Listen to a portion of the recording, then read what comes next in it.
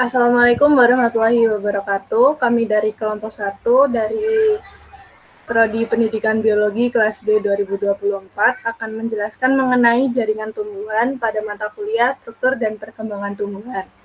Sebelumnya, perkenalkan saya Balkis Putriliana Febrianti dengan NIM terakhir 012 dan rekan Alivia dengan NIM terakhir 006 dan juga Berlian Lailia Arafa dengan NIM terakhir 008. Di sini kami akan membahas mengenai yang pertama jaringan tumbuhan, yang kedua jaringan meristem, yang ketiga jaringan permanen, yang keempat jaringan gabungan atau jaringan kompleks, dan yang terakhir kesimpulan. Jaringan tumbuhan adalah sel-sel tumbuhan yang memiliki bentuk, struktur, dan fungsi tertentu serta bekerja sama untuk menjalankan aktivitas kehidupan tumbuhan. Ciri khas sel tumbuhan adalah totipotensi, yaitu kemampuan sel untuk berkembang menjadi individu baru jika diberi kondisi yang tepat. Dan hal ini membedakan jaringan tumbuhan dari jaringan hewan yang biasa sudah kehilangan kemampuan tersebut. Jaringan tumbuhan terdiri atas jaringan muda atau meristem dan juga jaringan permanen atau meristem merupakan jaringan muda sekelompok sel-sel tumbuhan aktif yang membelah. Sel-sel meristem akan menghasilkan sel baru yang sebagian dari hasil pembelahan akan tetap berada di dalam meristem. Hal ini disebut sebagai sel permulaan atau inisial. Sedangkan dari sel-sel baru digantikan kedudukannya oleh sel meristem yang disebut dengan derivatif atau turunan. Untuk ciri-ciri dari jaringan meristem yaitu ukuran sel yang kecil, terdiri dari sel-sel muda dalam fase pembelahan dan pertumbuhan, dinding sel tipis, memiliki nukleus yang relatif besar, vakuola berukuran kecil, banyak mengandung sitoplasma, dan selnya berbentuk kubus. Jaringan meristem dikelompokkan dalam beberapa macam. Yang pertama, berdasarkan asal-usulnya, yaitu ada promeristem, yaitu jaringan meristem paling awal yang sudah terbentuk sejak fase embrio tumbuhan. Bisa dibilang ini adalah cikal bakal dari semua jaringan meristem lainnya. Untuk ciri-cirinya, sel-selnya masih sangat muda, kecil, berdinding tipis, dan belum terdiferensiasi. Kemudian aktivitas pembelahan sel sangat tinggi dan sulit diamati secara langsung karena ukurannya kecil dan letaknya tersembunyi di ujung embrio. Kemudian fungsi dari meristem yaitu menjadi asal mula terbentuknya meristem primer yang kemudian akan membentuk jaringan permanen pada tumbuhan. Yang kedua ada meristem primer. Meristem primer adalah jaringan meristem yang berkembang langsung dari promeristem. Terdapat pada organ tumbuhan yang sedang tumbuh, memanjang, atau pertumbuhan primer. Biasanya terletak pada ujung batang atau apeks batang dan juga ujung akar atau apeks akar. Untuk ciri-cirinya, sel-selnya masih aktif membelah, bertanggung jawab terhadap tumbuhan memanjang, yaitu di batang dan panjang akar. Kemudian hasil diferensiasi, yaitu protoderm menjadi epidermis, prokambium menjadi jaringan pengangkut seperti xilem dan phloem primer, kemudian meristem dasar menjadi korteks dan empuller. Untuk yang ketiga, meristem sekunder. Meristem sekunder berasal dari jaringan dewasa yang kembali bersifat meristematis atau dediferensiasi. Jadi, jaringan yang awalnya sudah matang bisa kembali aktif membelah. Umumnya terletak pada tumbuhan dikotil dan gymnospermae, jarang ada pada monokotil. Fungsinya bertanggung jawab terhadap pertumbuhan sekunder, yaitu pertambahan diameter batang dan akar. Kemudian, jaringan meristem berdasarkan posisi dalam tumbuhan atau letaknya. Yang pertama ada meristem apikal. Meristem apikal terdapat di ujung batang atau tunas apikal dan ujung akar atau meristem apikal akar. Berfungsi bertanggung jawab terhadap pertumbuhan primer, yaitu memanjangnya batang dan akar. Hasil pembelahannya, sel-sel baru yang terus membelah akan membentuk jaringan primer seperti epidermis, korteks, dan stele. Kemudian ada meristem interkalar atau antarruas. Biasanya terdapat di antara jaringan dewasa, contohnya pada meristem pangkal ruas tumbuhan anggota suku rumput-rumputan.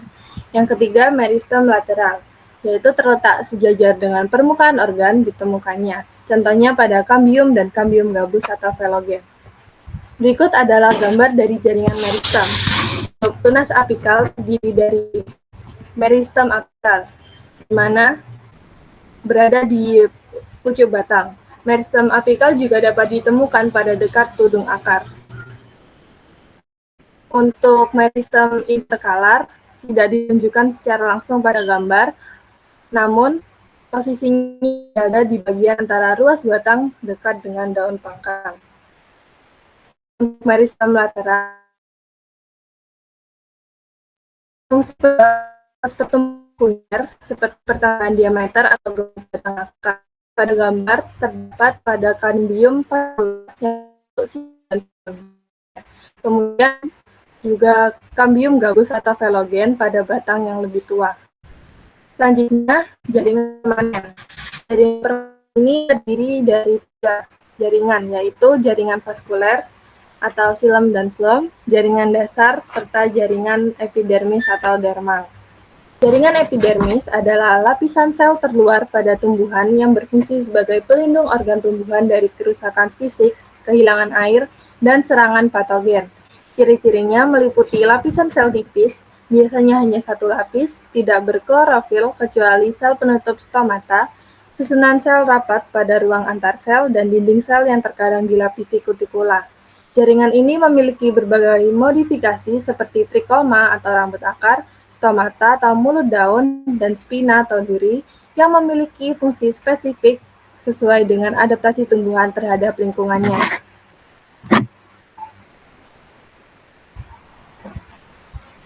Berikut ini merupakan contoh dari jaringan epidermis pada daun. Ada strukturnya meliputi sel epidermis yang berbentuk pipi, tersusun rapat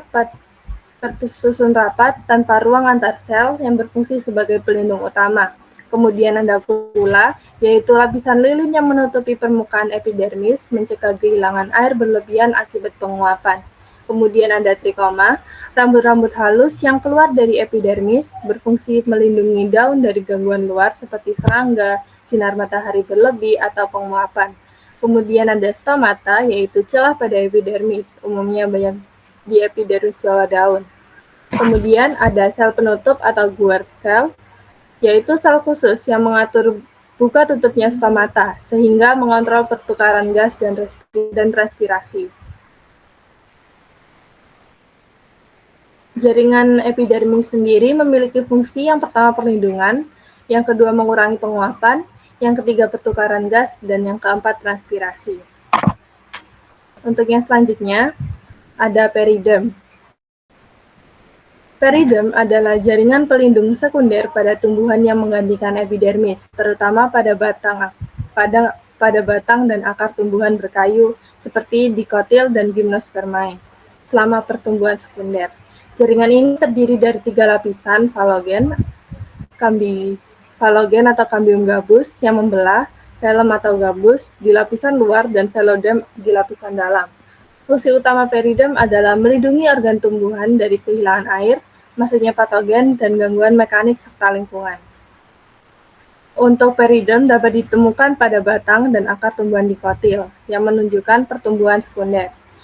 Pada beberapa tumbuhan, peridem dapat terakumulasi membentuk lapisan tebal disebut tritidom atau kulit kayu. Lentisel, pori-pori pada peridem memungkinkan pertukaran gas antara jaringan internal dan lingkungan. Untuk yang selanjutnya akan dijelaskan oleh rekan saya. Baik, selanjutnya yaitu ada jaringan dasar yakni parenkim, di mana jaringan parenkim merupakan jaringan yang terbentuk dari meristem dasar dan memiliki bentuk serta fungsi yang bervariasi. Ciri-ciri dari jaringan parenkim yakni susunan sel tidak rapat, sehingga masih terdapat banyak rongga antar sel.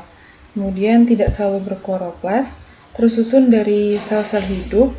Kemudian letak inti sel mendekati dasar sel, mampu bersifat meristematik karena dapat membelah diri. kemudian memiliki ukuran sel yang besar, dan terdapat banyak rongga antar sel. Dapat dilihat pada gambar di samping, yakni parenkim merupakan jaringan yang terletak antara epidermis dan juga kambium bagian dalam, sehingga terletak di bagian korteks batang tumbuhan. Next.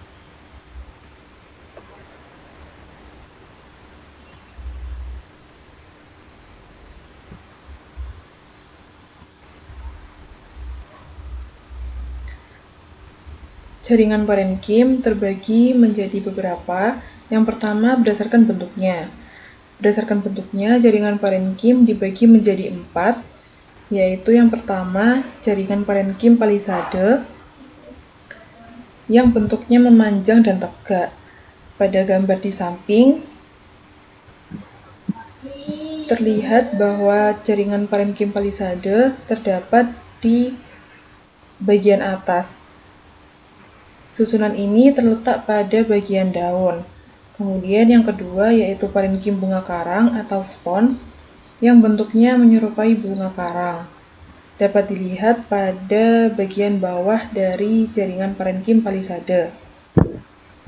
Jaringan parenkim bunga karang ini memiliki banyak rongga atau celah antar sel dan memiliki bentuk yang tidak tetap. Parenkim palisade dan parenkim spons merupakan bagian mesofil di daun. Kemudian yang ketiga ada parenkim bintang atau actinenkim, di mana jaringan ini menyerupai bintang dengan ujung jaringan saling berhubungan. Jaringan parenkim bintang ini dapat ditemukan pada tangkai daun jana SP. Kemudian yang keempat yaitu ada jaringan parenkim lipatan yang berbentuk dinding sel melipat ke dalam. Next.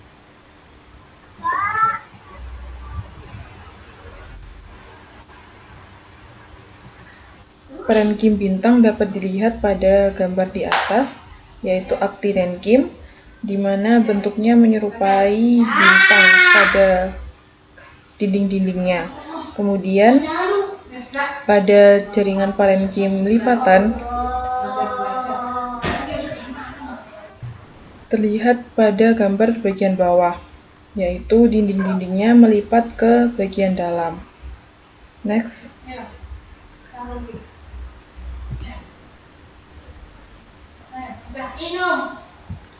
Selanjutnya yaitu berdasarkan fungsinya. Yang pertama, parenkim fotosintesis, di mana di dalamnya terdapat sel yang mengandung klorofil, sehingga parenkim fotosintesis disebut parenkim atau klorenkim. Dapat dilihat pada gambar di samping, yaitu klorenkim, bagian dalamnya terdapat banyak sekali klorofil.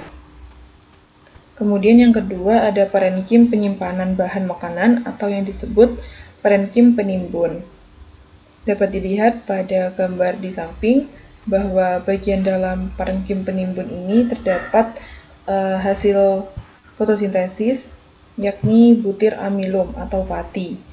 Kemudian yang ketiga ada parenkim penyimpanan udara, di mana di dalamnya terdapat sel yang mengandung rongga-rongga udara. Parenkim ini disebut dengan aerenkim.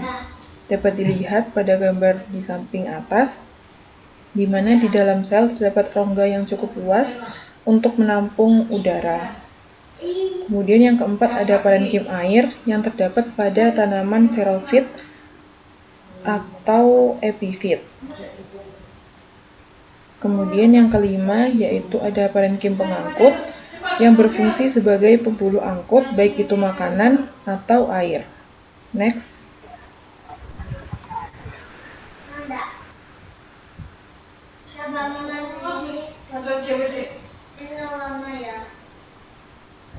Selanjutnya yaitu ada jaringan penyokong yakni kolenkim, di mana kolenkim merupakan jaringan penguat pada organ tumbuhan yang masih aktif dalam pertumbuhan dan perkembangan.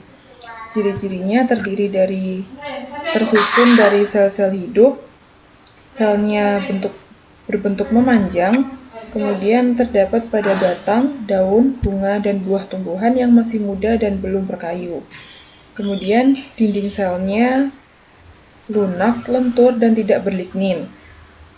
Dinding selnya juga mengalami penebalan yang tidak teratur, dan sebagian besar dinding sel terdiri dari senyawa selulosa.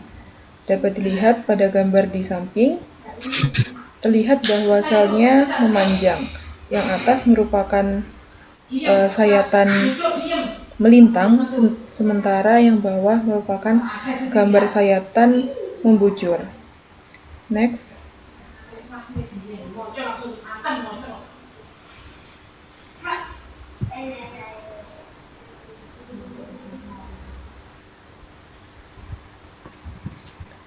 Jaringan kolenkim terbagi atas 4 berdasarkan penebalan dinding selnya, yaitu yang pertama, kolenkim angular. Dapat dilihat pada gambar yang B, di mana kolenkim sudut atau anular ini terjadi penebalan dinding sel pada sudut-sudut sel. Penebalan ini tampak terjadi pada tempat bertemunya 3 atau lebih sel. Pada kolenkim angular ini dapat dijumpai pada tanaman Cucurbita. Kemudian yang kedua ada kolenkim lamelar, ditunjukkan pada gambar A, di mana kolenkim lamelar atau lempeng ini terjadi pada penebalan dinding selnya terjadi pada dinding tangensial sel dan dapat dijumpai pada tumbuhan sambucus atau pada batang tumbuhan sambucus. Kemudian yang ketiga yaitu ada kolenkim tubular atau lakunar yang ditunjukkan pada gambar yang C. Kolenkim tubular ini penebalan dinding selnya terjadi pada dinding-dinding yang berbatasan dengan ruang antar sel. Kolenkim tubular ini dapat dijumpai pada tumbuhan Lactuna sp. Dan yang terakhir yaitu kolenkim cincin yang dapat dijumpai pada ibu tangkai daun dari Nereum oleandra. Untuk fungsi dari jaringan kolenkim sendiri yaitu untuk menunjang dan memperkokoh bentuk tumbuhan, melindungi berkas pengangkut, dan memperkuat jaringan parenkim. Next.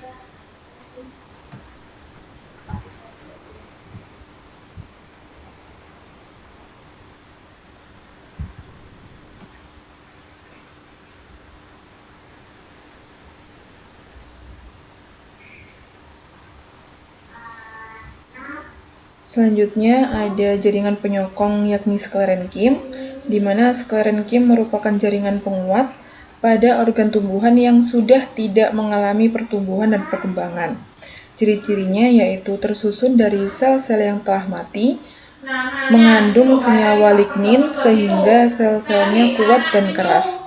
Kemudian tidak mengandung protoplas karena selnya sudah mati sehingga tidak ada cairan berupa sitoplasma maupun nukleoplasma. Kemudian dinding selnya tebal. Jaringan sklerenkim ini dibagi menjadi 2 berdasarkan bentuknya, yakni skleroid atau sel batu dan fiber atau serabut sklerenkim. Skleroid dapat dilihat pada gambar di samping kanan. Selnya sudah mati dan berbentuk bulat dan berdinding keras, sehingga tahan terhadap tekanan. Kemudian yang fiber berbentuk panjang terdapat pada permukaan batang. Pada gambar di atas merupakan gambar melintang, sedangkan pada bagian bawah merupakan gambar sayatan membujur. Next.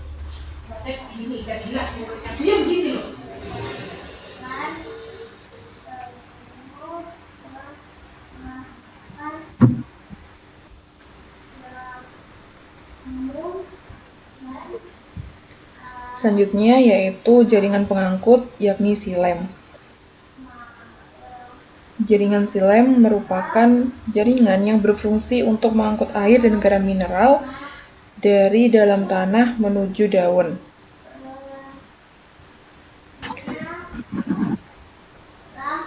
Jaringan xilem ini tersusun atas sel-sel yang telah mati dengan dinding sel yang tebal dan terlapisi lignin, sehingga xilem juga berfungsi sebagai jaringan penyokong. Jaringan xilem ini terdiri dari unsur trakeal, yakni trakea dan trakeit, kemudian ada serabut xilem dan parenkim xilem. Untuk unsur trakea terbentuk dari sel-sel silinder yang mati setelah dewasa. Pada ujung selnya akan bersatu membentuk sebuah tabung berpori-pori yang berguna sebagai penghantar air, dan ini dinamakan sebagai pembuluh. Kemudian, ukuran sel trakea ini lebih besar, namun memiliki penebalan yang lebih tipis daripada trakait. Penebalan ini akibat adanya zat lignin. Kemudian, selanjutnya ada trakait, di mana trakait ini tersusun atas sel-sel yang berbentuk lancip dan panjang di mana dinding selnya terdapat lubang atau pori. Lapisan ini lebih tebal daripada trakea, dan fungsi pori-pori tersebut untuk meneruskan air dan mineral ke sel yang ada di sekitarnya. Kemudian, serabut xilem merupakan serabut yang terdiri dari sel panjang dengan ujung yang meruncing.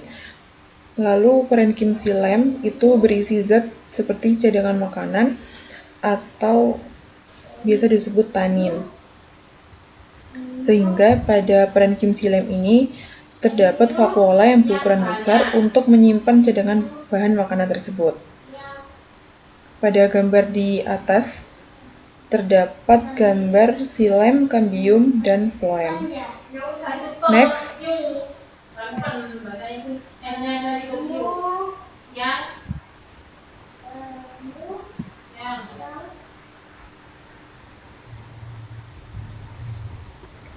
Selanjutnya yaitu ada jaringan pengangkut floem, di mana floem ini berfungsi untuk mengangkut zat-zat hasil fotosintesis ke seluruh bagian tubuh. Jaringan floem ini sel-selnya tersusun dari sel-sel yang hidup dan sel-sel yang mati. Jaringan floem tersusun dari bulu tapis, sel pengiring, serabut floem, dan parenkim floem. Bulu tapis merupakan bagian yang berbentuk tabung dengan ujung yang berlubang. Kemudian sel pengiring yaitu berbentuk silinder dengan plasma yang dekat. Sel pengiring ini merupakan sel hidup di mana berfungsi untuk menyokong dari bulu tapis, di mana pembuluh tapis ini untuk menyalurkan makanan dari daun ke seluruh tubuh. Kemudian serabut floem ini berbentuk panjang dengan ujung berimpit dan dindingnya tebal. Lalu parenkim floem itu selnya hidup dan memiliki dinding primer dengan lubang kecil yang disebut noktah. Next.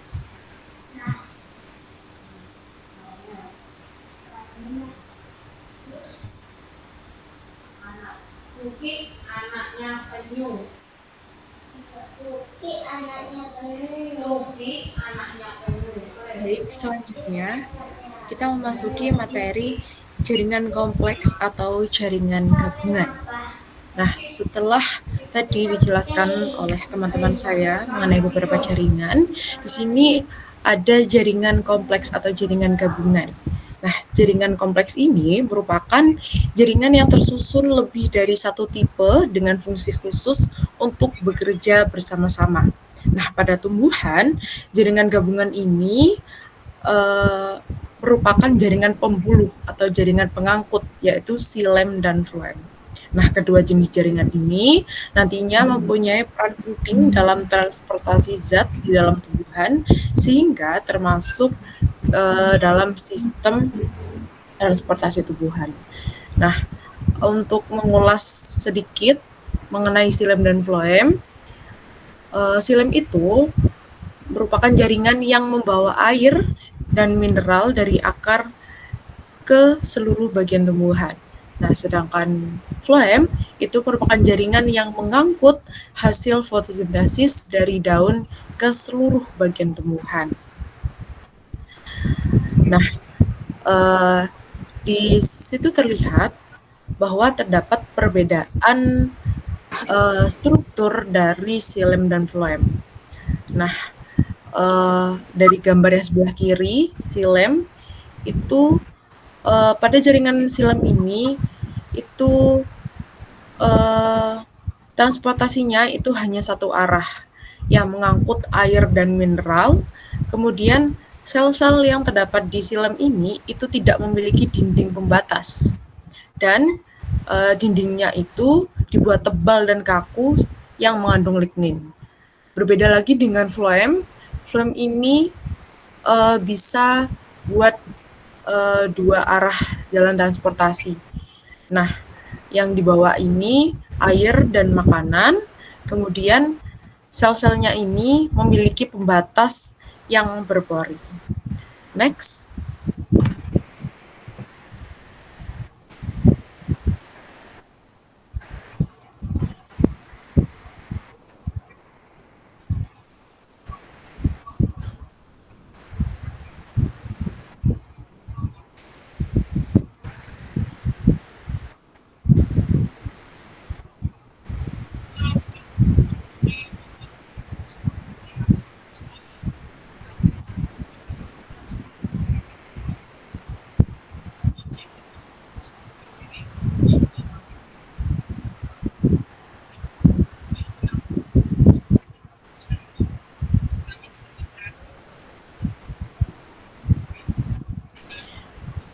Nah, setelah kita mengetahui bahwa jaringan kompleks atau jaringan gabungan itu merupakan gabungan dari jaringan xilem dan floem, mereka itu bertugas pada sistem transportasi yang ada pada tumbuhan. Nah, apa hubungannya dengan sistem transportasi? Nah, pada sistem transportasi itu terjadi dua tahapan, yaitu yang pertama ada transpirasi dan yang kedua ada translokasi. Nah, apa sih transpirasi itu? Singkatnya, transportasi itu merupakan proses penguapan dari bagian tumbuhan. Nah, proses transpirasi pada tumbuhan ini dimulai dengan penguapan dari sel-sel mesofil di dalam daun menuju rongga antar sel yang berisi uap air. Nah, air yang menguap ini kemudian akan bergerak ke stomata yang membuka sebagai pintu keluar uap air ke atmosfer. Kemudian transpirasi ini terjadi melalui stomata, tapi juga ada juga yang terjadi di kutikola daun yang berlilin, dan ada juga di lentisel pada batang. Nah, penguapan ini akan menghasilkan tekanan negatif yang menyebabkan air dari xilem di akar itu akan ditarik naik ke daun melalui pembuluh xilem berdasarkan gaya kohesi. Nah, bagaimana terjadinya kok bisa air dari dalam akar itu bisa naik ke daun? Nah, ternyata di sini ada proses gaya adhesi dan kohesi. Nah, gaya adhesi dan kohesi yang terjadi pada proses transpirasi itu bergerak naik melalui pembuluh xilem tadi pada tumbuhan. Nah, gaya kohesi itu kan tadi gaya tarik-menarik antara molekul air yang membuat molekul-molekul air ini itu akan saling menempel dan membentuk sebuah molekul air di dalam pembuluh xilem. Nah, sedangkan ada gaya adhesi yang merupakan gaya tarik-menarik antara molekul air dengan dinding pembuluh xilem yang membantu air menempel pada dinding pembuluh dan melawan gaya gravitasi, sehingga akan memudahkan air dari dalam akar itu naik ke daun. Nah, kedua gaya ini bekerja bersama-sama dalam mekanisme transpirasi yang terjadi di dalam tumbuhan. Nah, selain ada gaya adhesi dan kohesi yang terjadi pada transpirasi, dalam proses transpirasi, ternyata ada teori yang mendukung proses transpirasi ini, yaitu teori pressure flow hypothesis atau model tekanan aliran dari Ernst Mach tahun 1930 yang menjelaskan bahwa konsentrasi gula yang tinggi di sumber, dan sumbernya yang dimaksud ini adalah daun, itu akan menciptakan gradien osmotik yang menarik air dari xilem ke dalam floem, sehingga terjadi peningkatan turgor atau tekanan hidrostatik akibat masuknya air ini, kemudian akan mendorong aliran larutan gula ke sumber yang menampung seperti dari akar tersebut. Nah, kemudian selanjutnya ada tahapan translokasi. Translokasi ini merupakan proses pengangkutan hasil fotosintesis ke seluruh bagian tumbuhan.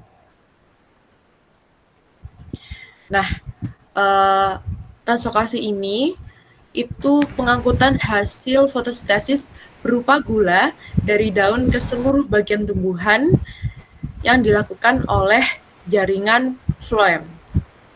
Translokasi ini berjalan dengan mekanisme tekanan aliran, di mana gula yang terakumulasi di daun itu menyebabkan penambahan tekanan hidrostatik yang mendorong aliran gula ke organ penyimpan atau yang memerlukan energi. Jadi untuk teori pressure flow hypothesis itu di translokasi, bukan di transpirasi.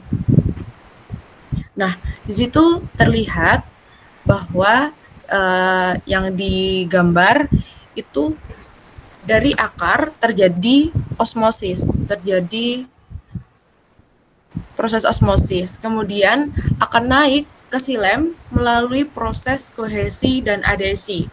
Kemudian akan naik lagi setelah proses translokasi tadi akan naik ke daun, dan daun akan melakukan evaporasi dari stomata. Bisa di next. Lanjut pada distribusi jaringan kompleks atau jaringan gabungan pada bagian-bagian tumbuhan monokotil dan dikotil. Nah, di situ kita lihat ke gambar yang sebelah kiri. Terdapat perbedaan akar monokotil dan dikotil. Pada bagian paling sebelah kiri itu merupakan penampang dari akar monokotil. Nah, pada akar monokotil itu xilem berbentuk banyak bundel yang terpisah, yang ditunjuk pada bagian agak ke tengah itu. Nah, floemnya itu terletak di antara bundelan xilem. Nah, yang berbentuk seperti bintang itu merupakan xilem, dan yang berada di antaranya itu merupakan floem.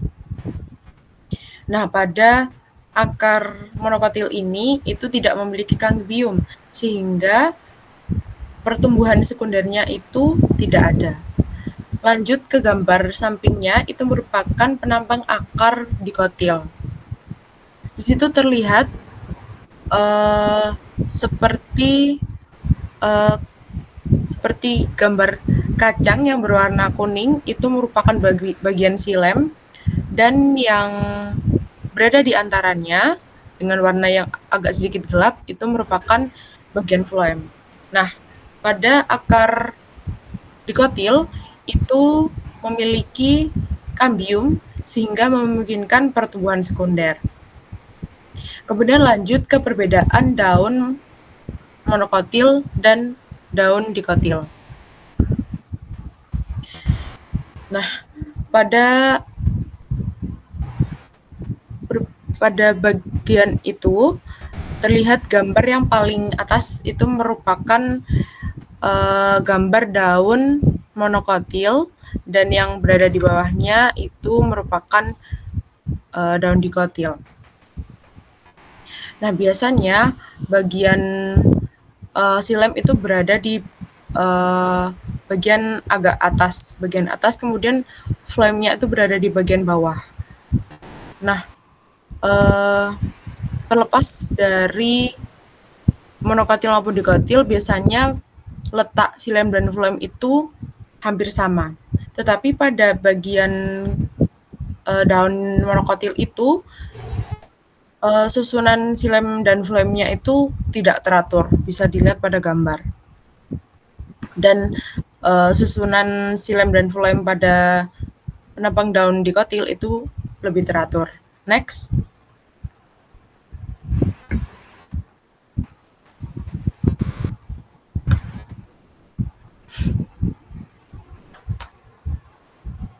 Nah, ini merupakan perbedaan batang pada batang monokotil dan batang dikotil. Nah, yang gambar paling sebelah kiri itu merupakan penopang batang dikotil yang memiliki berkas pembuluh silem dan phloem yang tersebar tidak beraturan dan tidak memiliki gambar yang sebelah kiri itu merupakan batang dikotil, mohon maaf. Nah, pada batang dikotil itu terlihat sekali perbedaan dengan gambar yang di sampingnya, gambar yang monokotil. Nah, pembuluh jaringan pengangkut itu tersusun melingkar dan memiliki kambium di antara silem phloem-nya, sehingga memungkinkan pertumbuhan sekunder atau penebalan batang. Dan silem itu pada batang dikotil itu berada di dalam kambium, sedangkan phloem itu berada di luar kambium. Dan yang sebelah kanannya itu merupakan penampang batang monokotil yang berkas pembuluhnya itu sama seperti penampang akar tadi, penampang daun itu tidak beraturan dan di dalamnya itu tidak memiliki kambium. Nah, phloem-nya itu terletak di bagian luar dan silem itu berada di bagian agak dalam berkas pembuluh. Next.